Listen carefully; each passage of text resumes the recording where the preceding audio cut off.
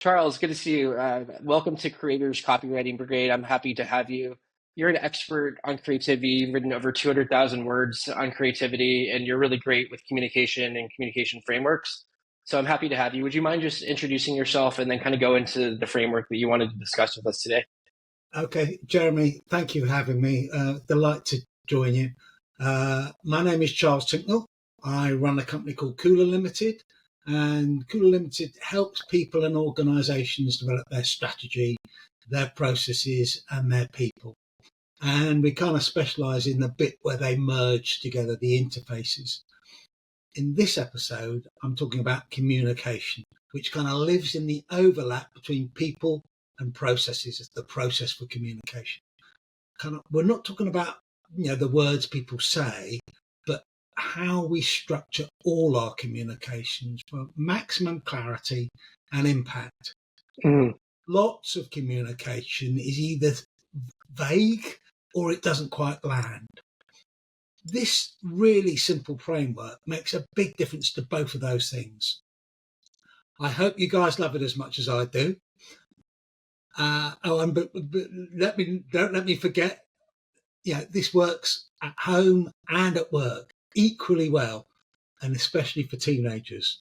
Very cool. Awesome. So let's talk about the framework that you have in mind, and then if we can, give an example too. Cool. Okay. The framework, I understand. It's lost in the mist of times, but I understand it was originally developed in the early 50s around marketing. That's the kind of origins behind it. And the framework is one about know, understand, feel, and do. So every single bit of communication you do should have those four elements in.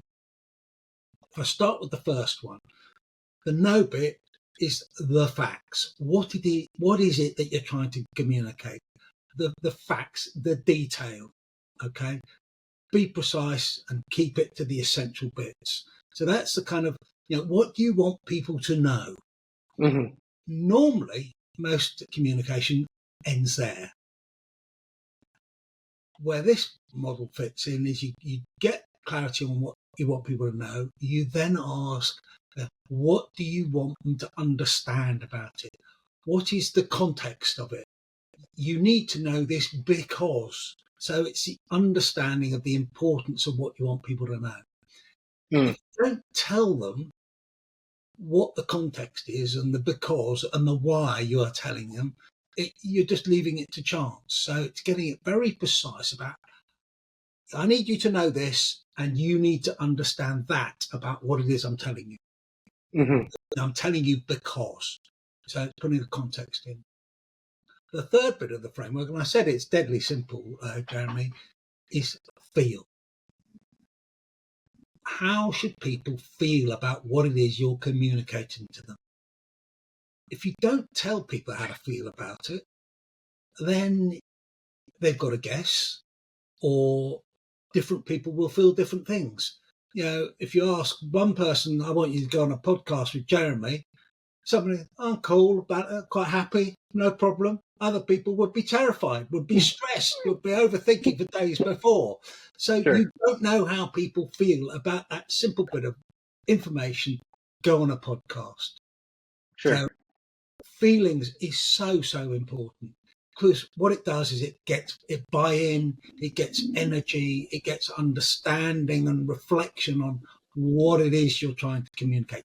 Tell people how they should feel about it. This is something you should worry about. This is something you should be delighted about. This is something we should be happy about. In fact, this is something we need to be scared about. Tell people what they need to feel about what they need to know and understand. So it's a bit of depth to it. It's the one thing that people always miss out. It's hard to tell people how to feel about something, but if you do, it makes your communication so much clearer. It reduces that ambiguity. And then the last one is do. Know, understand, feel, and do.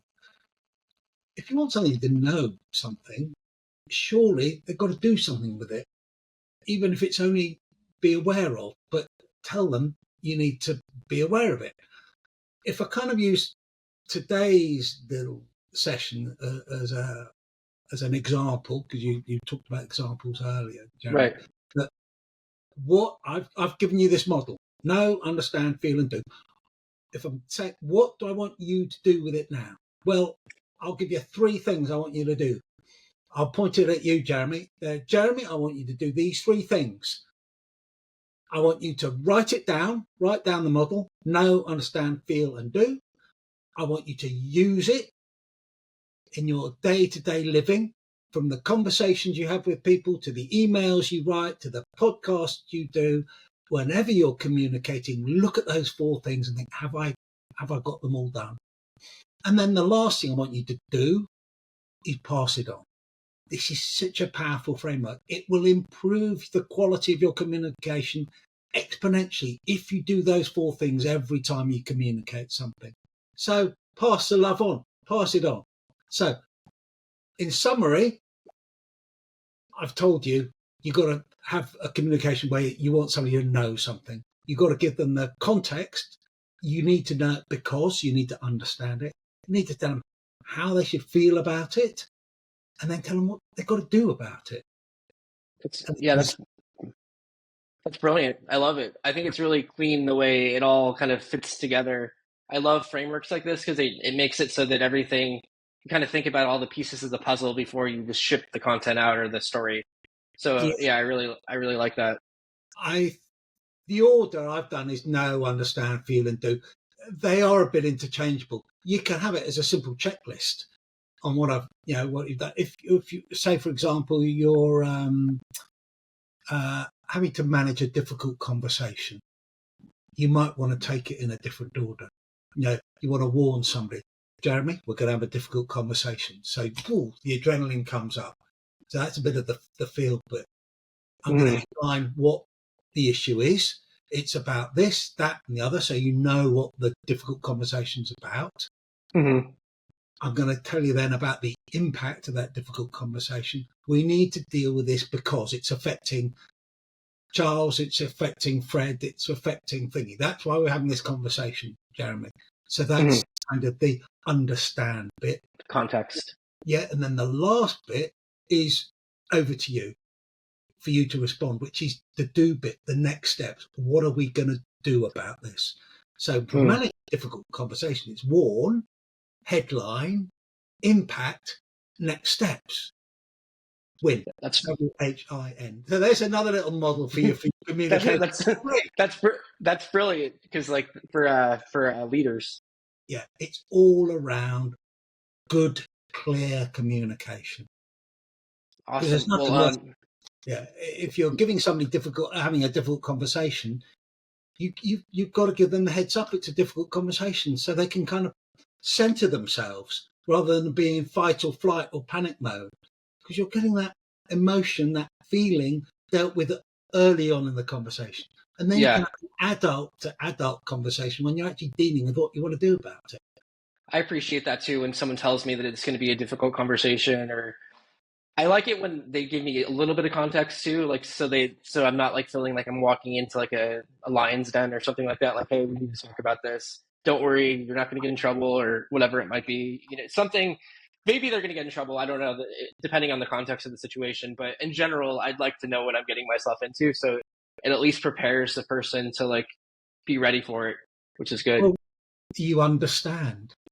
You know the situation. You understand. Yeah. Is this something I should be worried about? We're having this conversation because, and if you kind of stick to that adult conversation because you've dealt with the feelings and you're not kind of in fight or flight mode, you're going to have a much better quality of conversation. So know, understand, feel, and do. Mantras for having fantastic communication on whatever channel, whether it's radio, television, emails, podcasts. Yeah. That's it works very well with teenagers. Yeah.